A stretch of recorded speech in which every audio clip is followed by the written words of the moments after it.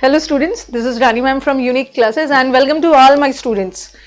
ठीक है, अब पढ़ाई तो आपकी जारी होगी. जो स्टूडेंट्स ने प्री में जिसके अच्छे नंबर आए हैं, मेंस की तैयारी में आप लग जाओ. ठीक है, मेंस का बैच नया शुरू हो रहा है. That is from 25th of March. 8 to 9:30 का बैच है, तो अब जम के मेंस के में लग जाना है. मेंस के बैच पेड तो है ही, बट हमारे यूट्यूब व्यूवर्स उन्हें भी परेशान होने की जरूरत नहीं है. एक बार 25th के बाद से जो भी मैं यूट्यूब पे सेशंस डालूंगी, that will be from the point of view of this mains exam. अभी तो थोड़ा सीजीएल वगैरह CHSL को ध्यान में रखते हुए सेट करते हैं. और आज का जो सेट है ये हमारा CGL 2020 का है. Okay, sorry, this is CGL 2020. हो सकता है किसी के पेपर में ये किसी का सेट रहा होगा. हाँ, दिस इज CGL 2020. अभी जो रिसेंट CGL 2020 मार्च में हुआ है, ये मार्च 3rd का है. 3rd मार्च का पेपर है. ठीक है, this is the paper of 3rd March and exactly मुझे नहीं पता है, या तो ये सेकेंड शिफ्ट है या तो ये 3rd शिफ्ट है 3rd मार्च का. ठीक है, paper was very good. Let's see कि मेंस में कैसा पेपर आ रहा है. और CHSL में भी ठीक ठाक इंग्लिश आ रहा है, तो थोड़ा सा प्रैक्टिस वर्क करोगे, नो डाउट इंप्रूवमेंट हो जाएगा. माई शूज वर वोन आउट. मेरे शूज वोन आउट हो गए थे. वोन आउट मतलब डैमेज, खराब हो गए थे. And I had to buy a new one. देखो, मुझे एक न्यू खरीदना पड़ा. ये जो I had to buy a new one, मुझे एक और खरीदना पड़ा. ये जो वन है ना, ये किसके बदले लगा है? ये जो वन है ये लगा है शूज के बदले. और शूज प्लूरल है. ठीक है, शूज हमारा प्लूरल है. शूज प्लूरल है तो यहां भी तो प्लूरल चाहिए ना. ये जो वन है यहाँ पे प्रोनाउन का काम कर रहा है. ठीक है, मैंने आपको याद होगा जब मैंने आपको प्रोनाउन पढ़ाया था उसमें वन और वंस पढ़ाया था. I don't want a blue pen, I want black one. One singular होता है. I don't want blue pens plural किया था. आई वॉन्ट ब्लैक वंस, तो प्लूरल के जगह प्लूरल रखोगे. तो यहां का जो शूज है दैट इज प्लूरल, तो हमें कोई प्लूरल प्रोनाउन ही चाहिए ना. यहां तो सिंगुलर हो गया, तो answer is new ones. My shoes were worn out. यहां शूज को प्लूरल माना है. देखो, वर लगा हुआ है, प्लूरल माना है, तो आपको प्लूरल ही प्रोनाउन भी डालना है. वंस होगा. ये वंस तो नहीं होगा. ये वंस तो वन का पोजेसिव हो गया, ये नहीं होगा. Answer is second. नेक्स्ट देख लो. ही सिंग. बहुत इजी पेपर आया था. It was damn easy. Maximum बच्चे, बहुत सारे बच्चे 50 में 50 करके आए हैं. और नो डाउट कहीं कहीं पे बच्चों को देखा कि question was very easy. Question was easy, but बच्चे ऑप्शंस में फंस गए. ये देखो, ये तो कितना अच्छा है. ही के साथ सिंग तो नहीं होगा. ही सिंगुलर है ना, तो इसके साथ सिंग्स आना चाहिए. सिंग तो नहीं होगा. क्वेश्चन गलत है और नो इंप्रूवमेंट. आंसर नहीं होगा. अगेन, ही के साथ सिंग नहीं होगा, सिंग्स होना चाहिए. ये भी हटा. ओके. और he is always always he is singing, ये भी नहीं होगा, क्योंकि ही इज सिंगिंग क्या है. अगर चलो यहां तो थोड़ा ऑप्शन अलग रख दिया. अगर मैं होती तो इसमें रखती ही इज ऑलवेज सिंगिंग. मैं ऐसा ऑप्शन देती है, तो इतना इजी ऑप्शन देख. He is always singing when he is having a shower. ये always singing, he is always singing एक टेम्पररी एक्शन है. लेकिन जब भी वो शावर लेता है वो गाना गाता है. ये टेम्पररी एक्शन नहीं है, ये उसका एक परमानेंट एक्शन है. ऑलवेज से पता चल रहा है. ठीक है, ऑलवेज से पता चल रहा है एक परमानेंट एक्शन है. और परमानेंट एक्शन कभी भी ING फॉर्म में नहीं होता है. So the answer is he always sings. ठीक है, he always sings. नेक्स्ट वाला सिनोनिम्स है. ये किसी ना किसी के सेट में जरूर आया होगा. इम्प्लोर. इम्प्लोर करना मतलब क्या होता है, ये तो हमने यूट्यूब पे भी कई बार किया ये वर्ड. इम्प्लोर करना मतलब मिन्नत करना, प्लीड करना, रिक्वेस्ट करना, बिसीच करना, एंट्रीट करना. सबका मतलब होता है when you request out of dire necessity. बहुत ज्यादा जरूरतमंद हो और प्लीड कर रहे हो, मिन्नत कर रहे हो, तो उसको हम इम्प्लोर बोलते हैं. तो आंसर प्लीड हो गया. और आई थिंक इसी सेट में या एक दूसरे सेट में एक प्लीड, जो कि मैंने आपको कई बार बताया भी, प्लीड के साथ विथ भी आता है, प्लीड के साथ फॉर भी आता है. अगर आप किसी व्यक्ति से मिन्नत कर रहे हो, किसी व्यक्ति से रिक्वेस्ट कर रहे हो विथ, बट किसी चीज के लिए रिक्वेस्ट कर रहे हो, दैट इज फॉर. देखो लिखा मैंने, द अक्यूज्ड. ये भी एक इसी सेट में है या किसी न किसी सेट में आया है. The accused pleaded dash the जज डैश मर्सी. मर्सी का मतलब रहम. अक्यूज ने दोषी ने आरोपी ने किससे प्लीड किया? जज से। जज इज अ पर्सन, किसी पर्सन से प्लीड कर रहे हो। If you are pleading a person, किसी पर्सन से प्लीड कर रहे हो, विथ लगाओ, प्लीडेड विद द जज, और किसी चीज के लिए, रहम के लिए, फॉर मर्सी। ठीक है, तो ये याद रखना है, प्लीड के साथ विथ भी आता है, प्लीड के साथ फॉर भी आता है। पर्सन होगा तो विथ लगा देना, किसी चीज के लिए मिन्नत कर रहे हो फॉर लगा दे। ग्लोरियस, हमें सिनोनिम्स कर रहे हैं, तो इम्प्लोर का तो प्लीड हो गया। कमांड का मतलब है ऑर्डर करना, ऑनर तो पता ही है, सम्मान, रिफ्यूज, रिजेक्ट करना, मना करना। Glorious, what a glorious victory, what a glorious victory मतलब व्हाट अ शानदार victory, that is splendid. Splendid का मतलब है शानदार, और इनॉर्मस नहीं होगा, इनॉर्मस तो साइज के सेंस, ह्यूज, विशाल के सेंस। अनयूजुअल जो यूजुअल नहीं है, जेंटल भी, सभ्य, सिविलाइज्ड। नेक्स्ट वाला इजी इजी आया, आई थिंक जिसने वर्ड पावर पूरा लास्ट 1 ईयर से जो वर्ड पावर मैं आपको करवा रही हूँ, अगर आपने थोड़े भी बहुत ध्यान से किया होगा तो आराम से paper was out 50 out of 50।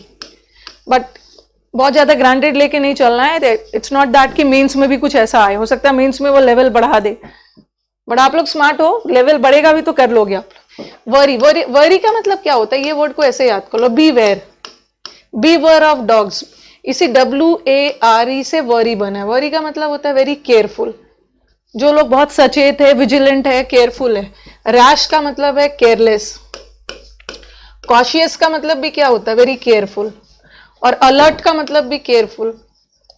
ये देखो सारे सिनोनिम्स दिए हैं। विजिलेंट का मतलब केयरफुल, कॉशियस का मतलब भी केयरफुल, वेरी का मतलब भी केयरफुल, सबका मतलब केयरफुल होता है। बट इन्होंने पूछा एंटोनिम, तो एंटोनिम क्या हो जाएगा, केयरलेस, रैश, रैश हो जाएगा, रैश। ठीक है। फ्लेक्सिबल, फ्लेक्सिबल लोग कौन होते हैं, flexible person are the person who are very pliable. Flexible जो रिजिड नहीं होते, flexible person are the person not rigid, जो अकड़ू नहीं होते हैं, जो जिद्दी नहीं होते। और एंटोनिम पूछा है, इसका एंटोनिम क्या हो जाएगा, सपल। सपल लोग भी होते हैं फ्लेक्सिबल, जिसको आप आसानी से मैनेज कर सकते हो। ठीक है, बहुत ज्यादा जिद्दी नहीं होते। स्टेल का मतलब होता है बासी, नॉट फ्रेश। स्टिफ, स्टिफ का मतलब भी है रिजिड। यही आंसर है। फ्लेक्सिबल लोग होते हैं जो रिजिड नहीं होते हैं, और ये तो रिजिड हो। ये हमारा 2019, मैंने 2020 बोल दिया, एग्जाम 2020 में हुआ है, बट ये इस ईयर का 2019 का SSC CGL का पेपर है। ठीक है, मार्च 3 का पेपर है। Change of voice. Martin drew a picture of the snow-capped mountains, and voice and narration, these were also very easy. फटाफट टिक करने वाला है। This is, मैंने आपको बोला है कि जब भी वॉइस बनाते हो, एक्टिव और पैसिव कन्वर्जन करते हो, तो सेंटेंस का टेंस नहीं बदलता है। This goes in simple past. Martin ड्रीव a picture, ये सिंपल पास्ट। अगर एक्टिव में सिंपल पास्ट है तो पैसिव में भी सिंपल पास्ट जाना चाहिए। यहां देखो, यहां प्रेजेंट परफेक्ट कर दिया, गलत है। यहां प्रेजेंट कर दिया, ये भी गलत। और यहां प्रेजेंट कंटिन्यूअस कर दिया, गलत है। Answer is second. इसमें तो बहुत सोचने वाली बात नहीं थी। पास्ट है तो पास्ट ही रखो। Deepa walk down the road slowly. देखो वॉक, ये बोलोगे वॉकड अलोंग द रोड भी सही होता, walk down the road, this is also correct, यहां पे कोई एरर नहीं। Deepa walk down the road slowly without looking anybody. गड़बड़ी यहां पे है, विदाउट लुकिंग एनीबडी नहीं होगा, विदाउट लुकिंग एट एनीबडी। अगर आप कहीं देख रहे हो या किसी चीज या किसी व्यक्ति को दो रहे, आई एम लुकिंग हिम नहीं होगा, I am looking at him, don't look at anybody. तो गड़बड़ी यहां पे एट रहना चाहिए, गड़बड़ी कहां पे, सी में, लुकिंग एट होना चाहिए। Everything that I like to eat are fattening. यहां एक वर्ब है और यहां एक वर्ब। जब भी सेंटेंस में वर्ब आ गया, क्रिया आ गई, हर क्रिया का कर्ता होता है, हर वर्ब का अपना सब्जेक्ट होता है। ये जो लाइक है, इसको अपना सब्जेक्ट मिल गया। ये लाइक किसके लिए लगा, आई के लिए, चलो ये तो हट गया। अब ये जो आर है, ये वर्ब है, इस वर्ब का भी तो सब्जेक्ट चाहिए ना। इस वर्ब का सब्जेक्ट कौन है, एवरीथिंग। और किसी भी वर्ड को सब्जेक्ट बनने के लिए क्या होना है, हमारे सेंटेंस का जो सब्जेक्ट होता है या तो नाउन या तो प्रोनाउन। नाउन तो नहीं है, ये प्रोनाउन है और सिंगुलर है, तो एवरीथिंग सिंगुलर होता है। This is okay. Next, the government has warned the traders. Warn दिया है, वॉर्न का मतलब है चेतावनी दी है। और चेतावनी तो आप तब दोगे ना जब कोई भी चीज गलत हो रहा है। गवर्नमेंट ने चेतावनी दी है बिजनेसमैन को, ट्रेडर्स को, कि अनियंस को, प्याज को डैश नहीं करना, प्याज को कंबाइन तो नहीं होगा। बल्क का मतलब होता है इकट्ठा करना, और bulk is not a negative word. किसी नेगेटिव चीज के लिए चेतावनी दोगे ना। ग्रॉस, ग्रॉस का मतलब भी टोटल नहीं होगा। होड, होड का मतलब होता है जमाखोरी। Okay, hoarding, hoarding bad thing है। होर्डिंग का मतलब है चीजों की, अनाजों की या कमोडिटीज की जमाखोरी करना, ताकि जब शॉर्टेज हो तो उसे हाई प्राइस में बेचा जा सके फॉर प्रॉफिट। तो ये होड हो। The students went to their dash classes. Respected तो नहीं होगा, रिस्पेक्टेड तो आदरणीय है, रिस्पेक्टेबल भी नहीं होगा आदर वाले सेंस में, रिस्पेक्टफुल भी नहीं होगा, रिस्पेक्टिव। रिस्पेक्टिव का मतलब क्या होता है? रिस्पेक्टिव जैसे आप मैथ्स में पढ़ते हो ना, 2 trains traveling at 120 and 130 kilometer, 2 trains A and B traveling at 120 kilometer and 130 kilometer respectively। Respectively मतलब क्रमशः। स्टूडेंट्स अपने अपने क्लासरूम में गए, जो जो उनका क्लासरूम था, तो यहाँ पे रिस्पेक्टिव, क्योंकि क्लासेस है, क्लासेस नाउन है, और यहाँ हमें एडजेक्टिव चाहिए, रिस्पेक्टिव। वैसे एडजेक्टिव सब है, बट सबका मतलब ऑनर के सेंस में जाएगा, तो ऑनरेबल या रिस्पेक्टेड क्लासरूम्स तो नहीं होगा, रिस्पेक्टिव।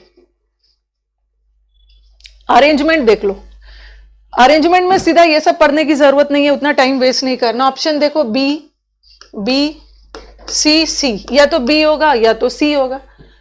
बी तो होगा नहीं। एट फर्स्ट ही थॉट, ही मतलब उसने सोचा, वह, ही मतलब कौन, ही किसी के लिए होगा, भीमा के लिए ही, तो बी तो वैसे ही हट गया, ये दोनों हट गया। अब आ जाओ सी पे चलते हैं। Bhima was visiting his fields when he spotted a rising disc shaped object. Bhima अपने खेत में था, उसे दिख गया क्या? एक डिस्क शेप ऑब्जेक्ट। ठीक है, सी होगा, कंफर्म है सी होगा। अब देखो कि सी के बाद डी होगा या सी के बाद बी होगा, चलो बताओ सी के बाद क्या लिंक हो रहा है? बी, हाँ, सी के बाद भीमा को एक डिस्क शेप ऑब्जेक्ट दिख गया। हाँ, शुरू में उसे लगा कि वो एक काइट है, ठीक है, वो उसे पतंग की तरह लगा, बी होगा। उसे शुरू में लगा कि वो पतंग है, लेकिन बाद में व्हेन इट स्टार्टेड, जब वो राइज करना शुरू कर गया और वहां से लाइट निकलना शुरू हो गया, तो वो शॉक्ड हो गया, और शॉक होने के बाद फिर चिल्ला चिल्ला कर वो लोगों को बुलाने लगा। ठीक है, आंसर इज अगेन ऑप्शंस देखो, सी, थोड़ा जल्दी जल्दी करते हैं, सारा चीज कवर हो जाए। बी, डी, 2 डी से, एक सी से, एक बी से। ऑप्शन फटाफट चाट लो। हाउएवर, हाउएवर हालांकि, वास्तव में, हाउएवर से तो सेंटेंस शुरू नहीं होगा, तो चलो सी हटा, एक तो सी हट गया। अब हाँ, सी हट गया, अब हमारे पास बचा है बी या तो डी। अब आपको कंपेयर करना है कि बी और डी में क्या होगा। बी और डी में देखो, पहले तो इन्होंने फिजिकल स्ट्रेंथ का डेफिनेशन दिया है कि फिजिकल स्ट्रेंथ क्या होता है। Physical strength is the ability to cope with physically challenging task. पहले तो इन्होंने डेफिनेशन दिया है, तो आंसर हमारा डी से ही शुरू होगा, बी भी हटा। अब आप देखो कि डी के बाद दो ऑप्शन में डी है, डी के बाद ए है और यहां डी के बाद बी है। अब आपको डिसाइड करना है physical strength. Physical strength is the ability to cope with physically challenging job.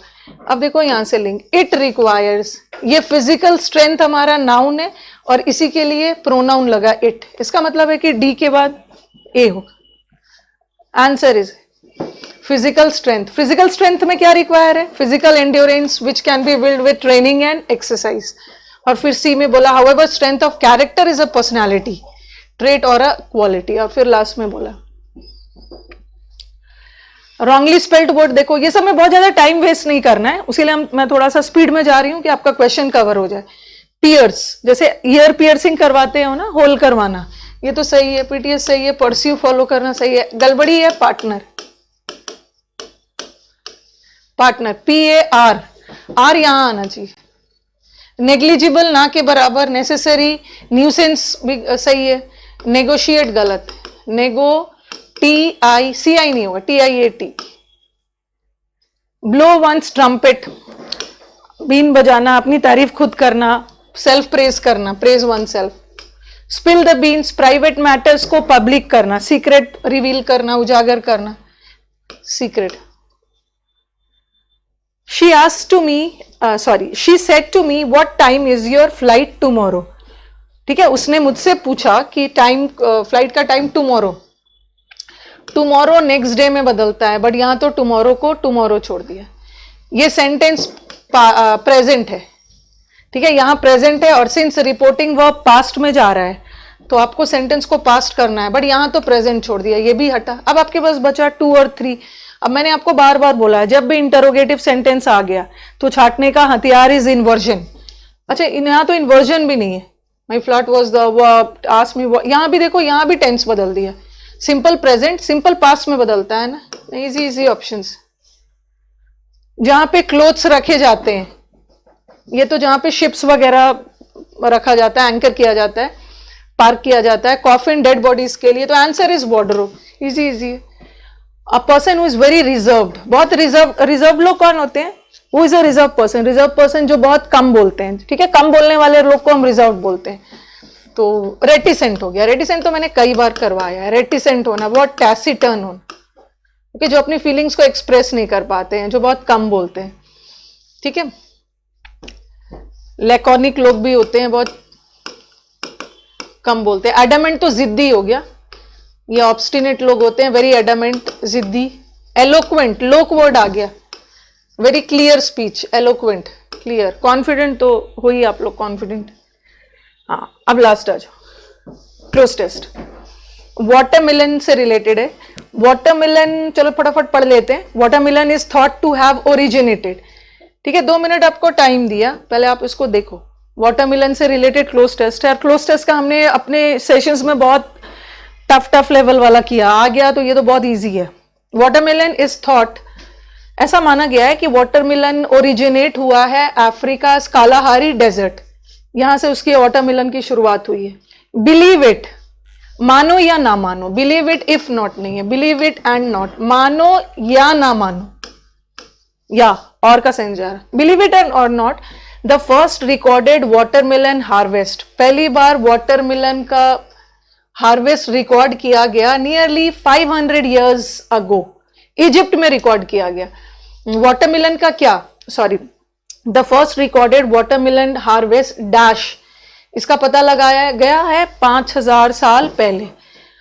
Harvest है, हार्वेस्ट का मतलब क्या होता है? हार्वेस्ट का मतलब होता है ना, जैसे फसल की हार्वेस्ट होती है, हार्वेस्ट का मतलब होता है काटना, फसल तैयार हो गया उसके बाद काटना, तो प्रोड्यूस तो नहीं होगा ना, हार्वेस्ट को प्रोड्यूस नहीं करते, हार्वेस्ट तो फसल को काटना होता, ये हट गया। कंटेंट भी नहीं होगा। अब आपके दिमाग में आएगा डिस्कवर्ड या अकर्ड, बट आंसर अकर्ड होगा। व्हाई? क्योंकि डिस्कवर वाला सेंटेंस हमेशा पैसिव में जाता है। डिस्कवर का मतलब होता है खोज करना, खोज अपने आप नहीं हो जाता है, खोज किसी के द्वारा की जाती है, और ये सेंटेंस पैसिव जाना चाहिए था। अगर यहाँ पे कुछ इज एम आर रहता ना, तब आप डिस्कवर्ड लगाते हैं, वॉज डिस्कवर्ड या वर्ड डिस्कवर्ड, ऐसा कुछ रहता। वॉज डिस्कवर्ड होता तब लगता, इसको डिस्कवर किया गया 5 साल पहले, अपने आप तो डिस्कवर नहीं हुआ, किसी के द्वारा डिस्कवर हुआ, तो ये सेंटेंस पैसिव में जाना चाहिए था, बट यहाँ तो इज एम आर नहीं लगा है, तो ये नहीं होगा। अकर्ड, इतना years ago in Egypt and is dash in Egyptian hieroglyphics on the walls of their buildings, और उसके बिल्डिंग्स में इसको क्या किया गया, इस चीज को डायरेक्ट तो नहीं होगा, डायरेक्ट मतलब किसी और डायरेक्शन देना, बांटा नहीं गया। डाइवर्ट का मतलब है रास्ते से भटकाना, बट यहाँ पे इनके दीवारों पे देखो, वॉल्स पे इसको डिपिक्ट किया गया, डिपिक्ट मतलब दर्शाया गया। Okay, the walls of their dash building, कैसा बिल्डिंग? ऑब्सोलीट, ऑब्सोलीट का मतलब होता है आउटडेटेड, ठीक है, जो यूज में नहीं है। ऑब्सोलीट का मतलब है जो यूज में नहीं है, आउटडेटेड हो गया। आउटडेटेड बिल्डिंग्स नहीं है, बिल्डिंग्स अभी भी है, आउटडेटेड भी नहीं है, उनके प्राचीन बिल्डिंग्स में, ठीक है। और एल्डरली तो लोगों के लिए यूज होता है, ठीक है। और लास्ट वाला देखो, this fruit was placed dash the burial tombs of Kings, जो किंग्स के कब्र वगैरह है वहां पे इस फ्रूट्स को डैश किया जाता है। तो डैश द बुरियल, आफ्टर तो नहीं होगा, इन द बुरियल, ठीक है। तो paper was very good, 50 out of 50 वाला पेपर था। I hope you people enjoyed the session. अभी बहुत सारे सेशंस आपको मिलने वाले हैं। चलो अब मिलते हैं नेक्स्ट सेशन में। Thank you.